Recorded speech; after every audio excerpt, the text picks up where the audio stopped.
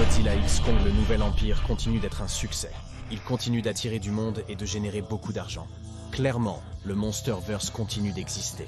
Le succès majeur de The New Empire a mis le feu aux fesses des grands pontes là-bas dans le monde du cinéma avec, disons, plus qu'un espoir pour la franchise à l'avenir. Les dirigeants du Monsterverse se sont exprimés brièvement sur ce qui attend la série de films et de séries télévisées de monstres, disant que le succès de GXK a mis la franchise dans une bonne position pour se développer et continuer, et qu'ils se sentent certainement bien en ce moment à propos de tout ce qui se passe. Je me demande pourquoi. Même Kaiju Gandalf ici, Adam Wingard, a commencé ses petits indices cryptiques sur ce que pourraient être ses plans pour Godzilla, Kong et le reste du Monsterverse. Mais ce n'était rien de plus que les hauts dirigeants qui font le Monsterverse, donnant de minuscules informations chaque fois que quelqu'un les harcelait à propos de plans futurs. Jusqu'à présent, les bonnes personnes chez Apple TV ont officiellement confirmé que Monarch Legacy of Monsters aura une saison 2. Selon qui vous êtes, cela peut être une très bonne chose ou un autre coup dans les bijoux de famille des Kaiju. Si vous êtes une de ces personnes, ne vous inquiétez pas. Il y a plus que juste la saison 2 de Monarch Legacy of Monsters.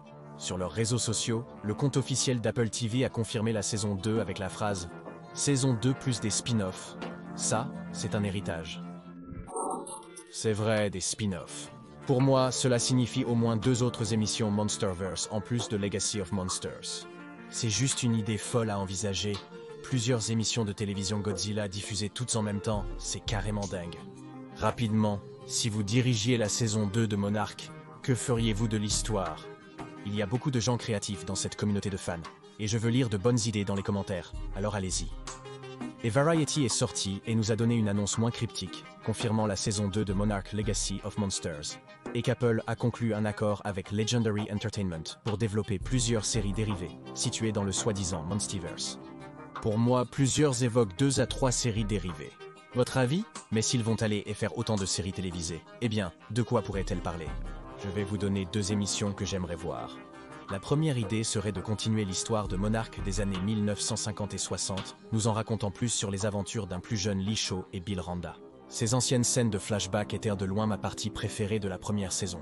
Après la fin de l'émission, j'étais déçu, ne voyant pas comment il pourrait revisiter l'ancienne époque sans que ça paraisse étrange. Si une série dérivée explorant davantage cette partie de la chronologie du Monsterverse est créée, je suis totalement pour. Cette chronologie semblait juste avec l'histoire de Godzilla.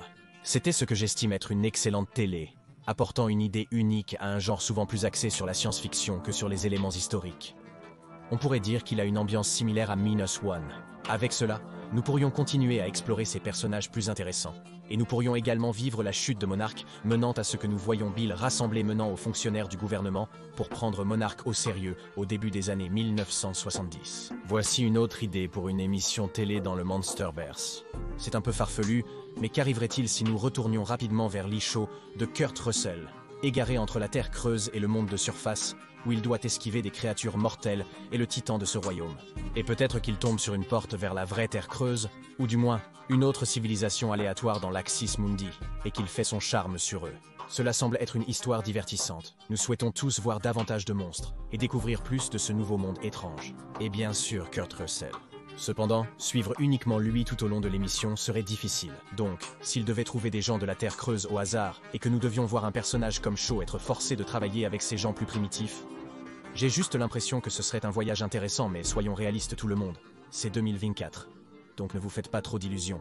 Il pourrait y avoir une série entière qui se concentre sur rien d'autre que cela. C'est pourquoi je vous ai menti. Mais avec ce qui ressemble à 3 à 4 séries Monsterverse en préparation, il y a de bonnes chances que la plupart d'entre nous obtiendront au moins une émission faite pour nous à un niveau de préférence individuel. Vous l'espéreriez, n'est-ce pas? Dans un monde idéal, elle serait toute bonne, non? Est-ce trop demandé de nos jours? Président, indiquez dans les commentaires comment vous souhaitez que l'univers des monstres évolue. Avec tant d'émissions en pré-production et le nouvel empire qui génère d'importantes recettes pour les studios, assurant presque un nouveau blockbuster, comment imaginez-vous la suite de l'univers des monstres? Faites-le moi savoir ci-dessous. C'est Jacob, espérant que vous avez aimé cette mise à jour des nouvelles atomiques du monde des monstres.